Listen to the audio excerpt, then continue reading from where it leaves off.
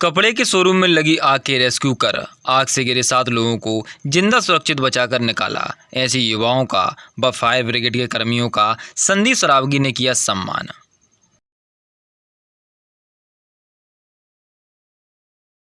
संदीप जी, आज आप यहाँ फायर ब्रिगेड के ऑफिस में आए, क्या है? फायर ब्रिगेड के ऑफिस में फायर ब्रिगेड जो हमारे जवान हैं, हमारे चीफ साहब हैं, हमारे जो लोग हैं, उनका सम्मान करने के लिए संघर्ष सेवा समिति की तरफ से मैं स्वयं डॉक्टर संदीप सरावगी यहाँ पर अपनी समिति के लोगों के साथ आया हुआ हूँ और धन्यवाद देता हूँ, सत नमन करता हूँ इन लोगों को। इन लोगों की वजह से कल अपने यहाँ शहर में बहुत बड़ी वारदात हुई थी पूनम साड़ी पे, जिसमें जान पर खेलकर इन्होंने उस परिवार के कई लोगों को सुरक्षित बाहर निकाला। और ऐसे समय पे जब हम लोग भी एक दूसरे काम में नहीं आ पाते हैं, तब ये लोग अपना पूरा घर परिवार छोड़कर जो जनता की सेवा करते हैं और उनकी जान बचाते हैं, उसके लिए मैंने तहे दिल से धन्यवाद करता हूँ और पूरे झांसी नगर वासियों की तरफ से आपका वंदन अभिनंदन करता हूँ। धन्यवाद। कल सुबह जो हमारे यहाँ बहुत बुरी दुर्घटना हुई झांसी के अंदर, जो पूनम साड़ी नाम से दुकान थी नरिया बाजार पर, उसमें जो आग लगी और विस्फोट हुए, वास्तव में हम पूरे नगरवासियों के लिए सबसे बड़ा दुख का समय था वो, जिसमें 2 लोगों की डेथ हो गई। और यह घटना अचानक हुई, लेकिन सुबह के 4 बजे जब यह घटना आरंभ हो रही थी, उस समय हमारे झांसी के युवा जो लड़के हैं, ये तीनों लोग हमारे गोलक हुआ वहाँ पे रहते हैं मुगरियाने पे, जुबेर रिजवान, जुनेद रिजवान और जैद रिजवान, इनके साथ और भी कई लोग थे।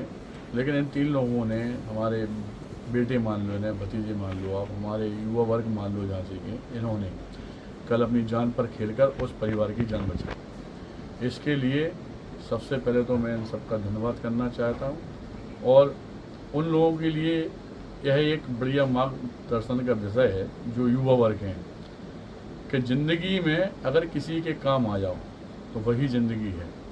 हम लोगों के यहाँ आपने देखा होगा कि हिंदू, मुस्लिम, सिख, ईसाई या हिंदुओं में जात बांटने का, या हम दूर हैं या वो पास हैं, वो हमारे काम में नहीं आएंगे, हम उनके काम में नहीं आएंगे, इस तरह की विचारधाराओं के बहुत व्यक्ति मिल जाएंगे। लेकिन हमारे झांसी की जो तहजीब है, वीराना महारानी लक्ष्मीबाई के समय से उनके भी ये सख्त आदेश थे कि हिंदुओं की होली और हमारे रानी महल पे जो ताजिया रखा जाएगा वो हमारे थाना कोतवाली के कोतवाल द्वारा रखा जाएगा। हम झांसी वासियों में आज तक हिंदू मुस्लिम जो बेमानुसता है वो कभी नहीं हुई, और उसका जीता जागता उदाहरण हमारे ये तीनों बच्चे हैं, जिन्होंने ना ये परवाह की कि ये हिंदू हैं या मुसलमान हैं, कौन सी जात के हैं, क्या है। उस समय पड़ोसी थे और भगवान का स्वरूप बनकर इन्होंने उन लोगों को जो छत से कूदने का प्रयास कर रहे थे, उन लोगों को अपनी जान पर खेलकर, नशे लगाकर, अंदर घुसकर यह सब जो जान बचाई है। इसके लिए मैं तथा मेरी संघर्ष सेवा समिति के सभी लोग इनका तहे दिल से शुक्रगुजार करते हैं, इनका वंदन अभिनंदन करते हैं और आगे वाले हमारे नवयुवकों के लिए यह प्रेरणा देते हैं कि कभी भी किसी के 2 आंसू पहुँच लेना दोस्तों, आपको अपनी ज़िंदगी का सार समझ में आ जाएगा। यही बस मैं कहना चाहता हूँ सभी लोगों को। जय गुरुदेव। सर, कल एक बड़ा हादसा झांसी शहर में हुआ है। एक तो हादसा जो हुआ, आगे ऐसा हादसा न हो, आप क्या सलाह देना चाहेंगे झांसी नगर वासियों को? कल की दुर्घटना को देखते हुए हम यही सलाह देंगे कि सारे लोग जो विकास मार्ग हैं वो ढूंढ रखें, अपने घरों में कम से कम फायर की एक्सटिंग्विशर्स रखें, आग बुझाने के यंत्र रखें और सतर्क रहें। कहाँ से आग लग सकती है इसके प्रति सतर्क रहें। MCV LCV का प्रयोग करें, वायर्स नए लगाएं और पूरा इलेक्ट्रिफिकेशन जो है FRL श्रेणी के केबल से किया जाए। आज संघर्ष सेवा समिति के अध्यक्ष आपके यहाँ आए हुए हैं, क्या उन्होंने किया? इन्होंने सभी हमारे जवानों को सम्मानित किया और मैं इनका आभार व्यक्त करता हूँ। ऐसे समाज सेवी जो हमारी कर्तव्य को समझे और हम लोगों को कुछ समझा और पुरस्कृत किया। भैया, आज आपका यहाँ संघर्ष सेवा समिति क्या हुआ? सरावगी जी ने हम लोगों को बुलाया, ये हमारी चाचा समाज है और संघर्ष सेवा समिति जो है, इससे जो हमें सीखने को मिला कि हिंदू मुस्लिम कोई जात पात नहीं है। वरना हम लोगों ने इस बात को सोचा, हमारा काम था अपने पड़ोसी की मदद करना, जो कि हमने किया, जो कर सकते थे वो किया। और आगे की युवाओं के लिए भी यही है कि आगे ज़्यादा से ज़्यादा आगे बढ़ के लोगों की मदद करें, चाहे वो मुस्लिम हो, चाहे मुसलमान युवा हो, चाहे वो हिंदू युवा हो।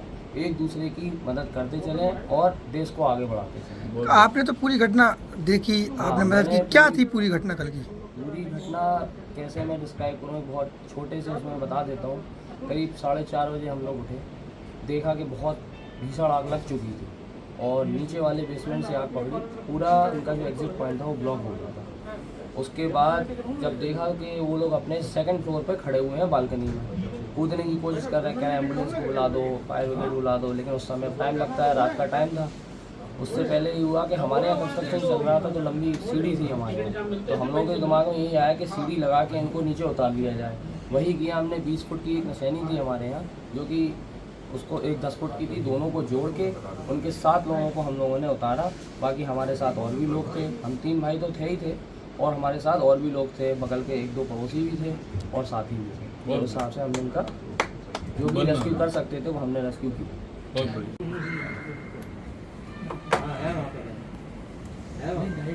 नहीं, लेकिन ये आरपीएफ का क्या यूज कर रहा है? आरपीएफ को क्या पता? है वहाँ पे लोग समझ नहीं पा रहे हैं। हाँ, ये तो हम जा रहे थे देख के आए।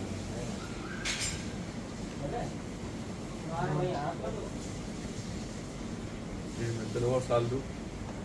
ठीक ठीक ठीक ठीक ठीक। ये क्या बजे से दवा बनाना शुरू हुआ? 5 बजे से दवा बनाना शुरू हुआ। लो सीट लो, 7 बजे। लो आई तीनों भाई। ये हमारी संघर्ष सेवा समिति की तरफ से आप लोगों को हार्दिक शुभकामनाएं। आनंद आपके जीवन के लिए और सबके लिए।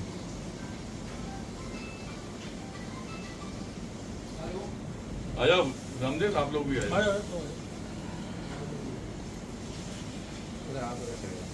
ले आप एक नंबर अपना मोबाइल फोटो को कर लेते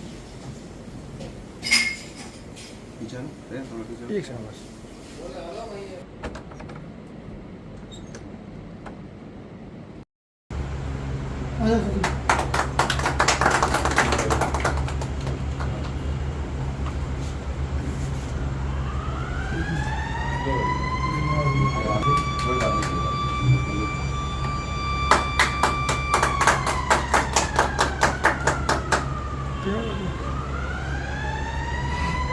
कहीं और लगी आप?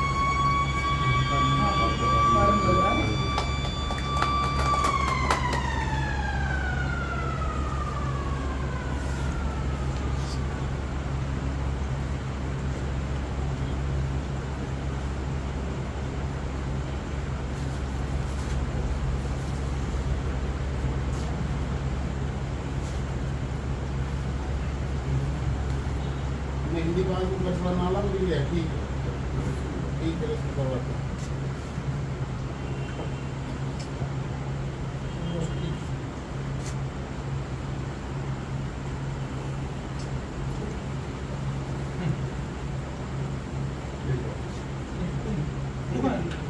मोमेंट तो वैसा जी हमारे संघर्ष सेवा समिति की तरफ से आप सब लोगों को शुभकामनाएं। सब लोगों के लिए लो